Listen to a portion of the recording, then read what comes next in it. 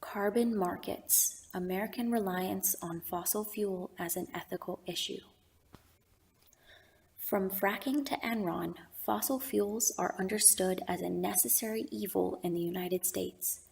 It is a generally accepted fact that the rapid consumption of these non-renewable resources, which include oil, natural gas, and coal, are contributing in a significant manner to carbon emissions and climate change. The economic consequences are obvious as well. Americans are beholden to the externally determined price per barrel of oil that changes daily. On a local level, the fossil fuel producing states of the U.S. are even more tightly gripped by the carbon market. As America seeks to deepen its reserves in an attempt to rid itself from OPEC and the Middle East, states like Oklahoma and North Dakota are being tapped heavily and violently for their resources. Additionally, a January report by USA Today recently headlined the sober news that 6 of our 8 top oil-producing states entered recession in 2016, affected directly by globally depressed oil prices. While this bear market is favorable for consumers at the present, employees of the energy sector are suffering its effects, not to mention the other residents of those states who don't participate in the energy sector but are involuntarily affected. America's heavy reliance on fossil fuels is an ethical issue of pressing concern due to its present-day effects and its inevitable future ones, which will result in irreparable damages to the Earth.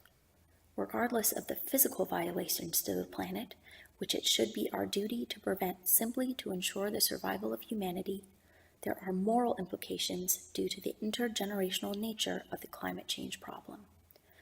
Pogge uses the idea of geographical isolation to explain why citizens of wealthy nations do not find the need to eradicate global poverty pressing enough to act. Similarly, the issue of climate change can be viewed through a lens of temporal isolation.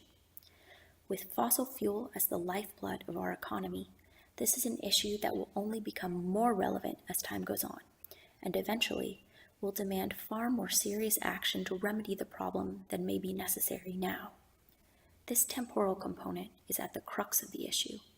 To put it simply, there are very few people who deny the scientific reality of climate change in that it is being caused largely by human consumption of fossil fuels. But this knowledge has not prompted action of any sort of scale that would make a difference. This detached perspective is also exemplified in Giddens' paradox. People tend not to acknowledge with action the severity of issues that do not affect them directly. Sovacool and Dworkin additionally recognize the relative unintentionality and blamelessness inherent in the problem of climate change, in that it is abstract, complex, and non-linear. For these reasons, climate change and its cause, rampant fossil fuel use in first world countries and especially America, is incredibly difficult to address. It cannot be overstated that every single American citizen participates in the consumption of fossil fuels. By this admission, the public affected by the U.S. reliance on carbon markets is an unspecified everyone. MacDonald differentiates the public into groups around the adherence of popular mores, and there is no question that Americans love oil. Just look at the way car companies equate freedom, patriotism, and gas usage in their advertising to us to prove this point.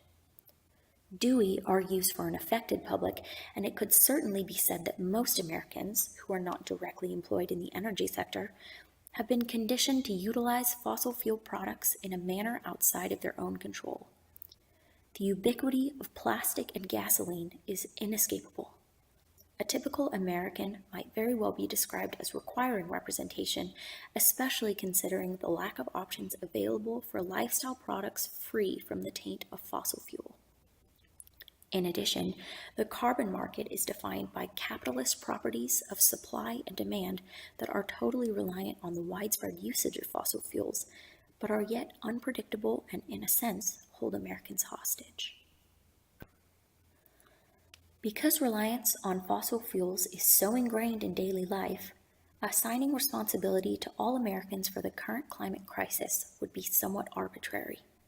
This is an idealist approach put forth by theorists like Jagger, Ashford, and Young, who would individuate responsibility on a moral basis.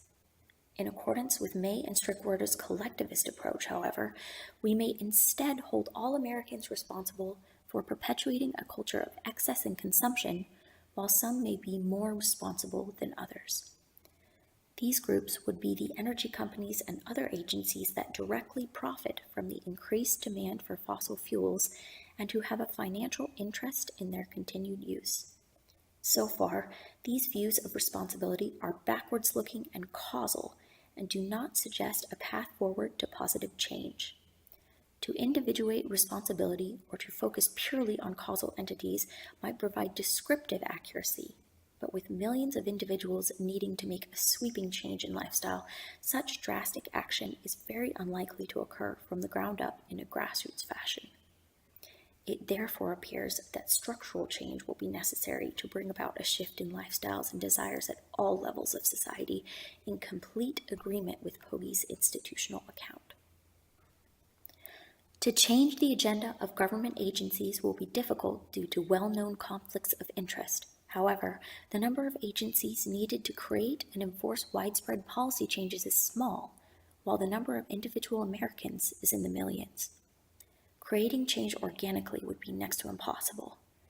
This is not to undermine the intelligence or constitution of Americans, but merely to recognize the power of habit, conditioning, and convenience. A very expensive and burdensome investment on the front end must be accompanied by concessions and subsidies, and long-term savings in dollars and ozone will be exponentially greater. Change must come from the top down for reasons of utility and efficacy in the face of dire consequences.